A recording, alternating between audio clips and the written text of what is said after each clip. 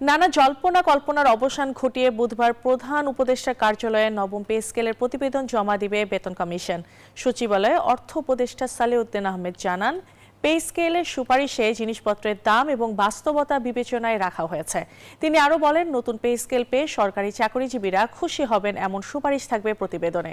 অর্থ উপদেষ্টা বলেন, প্রধান উপদেষ্টার কাছে জমা দেওয়ার পর প্রতিবেদনের নানা দিক তুলে ধরবেন বেতন কমিশনের প্রধান জাকির আহমেদ খান।